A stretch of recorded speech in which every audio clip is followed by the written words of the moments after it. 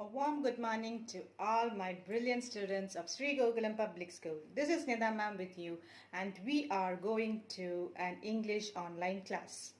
I welcome you heartily to my class.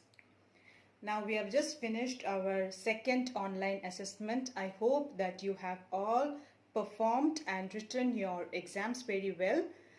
We will soon come to know about the results of your academic performance in your online assessments. Now let us move to our next online class.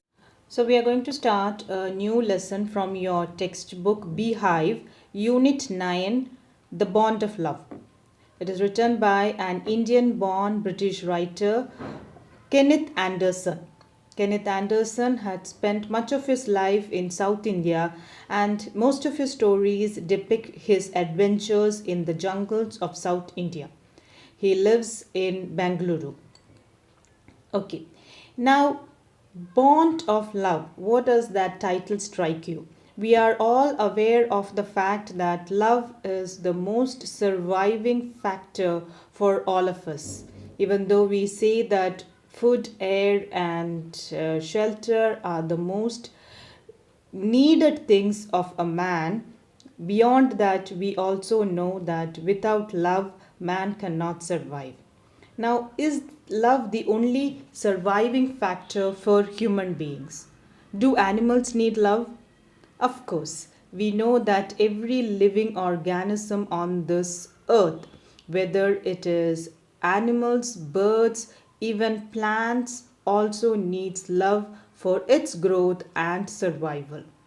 In fact, love is the only force that connects people and all other living things together, and love is, of course, what takes us to greater heights. In this story, we are going to explore an extraordinary love story between the narrator's wife and her pet sloth bear. It's such a beautiful story that it will all leave us really wonderstruck and a little more understanding and lovable human beings. So let us quickly get into the story, The Bond of Love. The narrator's wife got a sloth bear as a pet due to an accident. Now, this incident happened 2 years before the time of the story was written, and the narrator and his friends were passing through the sugarcane fields near Mysore. Now, at this moment, the farmers were driving out pigs from their fields by shooting at them. Apparently, at this moment, suddenly a sloth bear appeared from the field. It was also getting chased because of the fear that the farmers might shoot it. It was breathing heavily due to running and the excessive heat. The narrator says at this point that he is a kind of a person that he would not shoot a bear without any reason, but one of his companions did not feel the same way. What he did was that he just shot the bear without any warning. The animal now lay on the ground, but to their surprise, they found that a part of its furry black body moved. It was then that they realized that a baby bear had been lying on the mother bear's back. Now that the mother bear was dead, the baby got up and ran around the mother's body crying. The narrator felt very sympathetic of the situation and he tried to catch the baby bear. It escaped into the sugarcane fields, but the group chased it, and finally the narrator was able to catch hold of it. They put it in one of their gunny bags, and with that, the narrator returned to Bangalore and he presented the same to his wife. She was super excited. At once, she had put a colored ribbon around its neck, and after discovering that the cub was a boy, she christened it Bruno. The baby bear soon became a part of the family. It was given milk to drink from the bottle, and as it started growing up, it enjoyed eating and drinking. The narrator says that he eats anything and everything.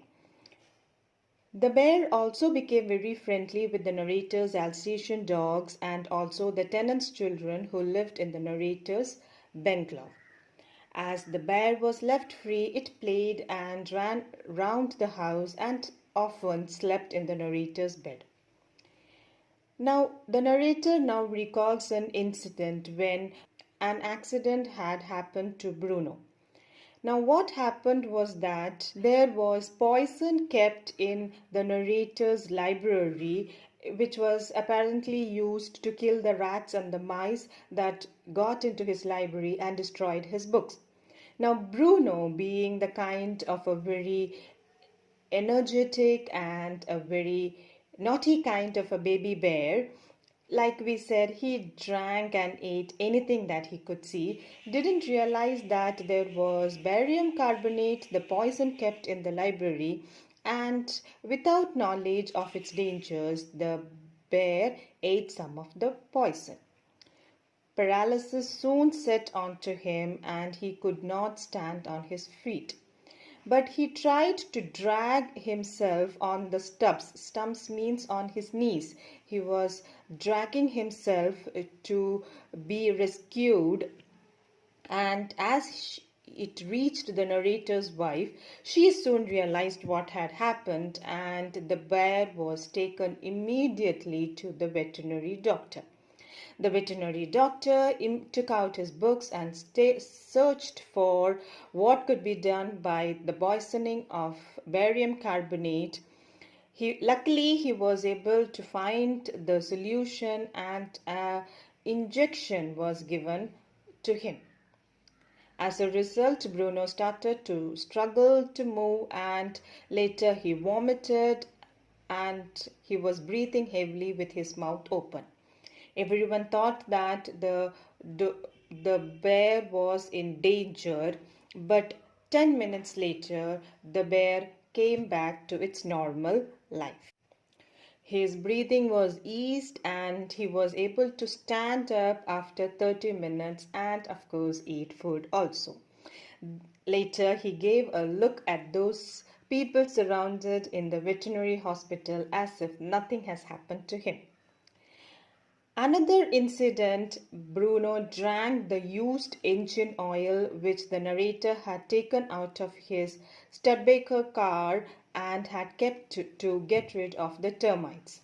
Of course, even after drinking a lot of engine oil, it had no ill effects on Bruno. As the days passed, Bruno started to grow up bigger and bigger, and he was outgrowing the Alsatian dogs. Still, he was very sweet and naughty and playful as always.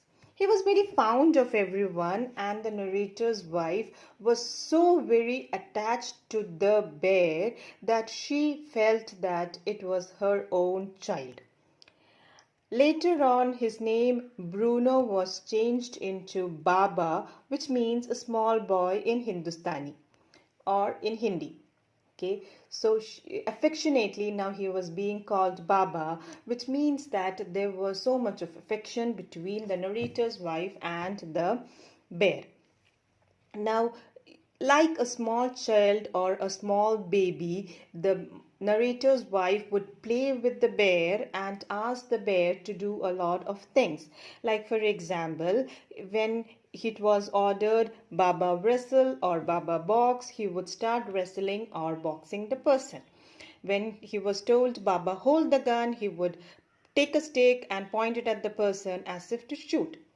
If he's asked, Baba, where's the baby? He would take a piece of wood and cradle it affectionately like a baby. So all these actions just show that he was behaving almost like a young child in the house. We can imagine all these same kind of things being done with our young siblings or young children in our house. Of course, this gave a lot of happiness and joy to the narrator's wife. But unfortunately, the same was not considered by the other people. As the bear was growing huge in size, it was considered a threat for the others.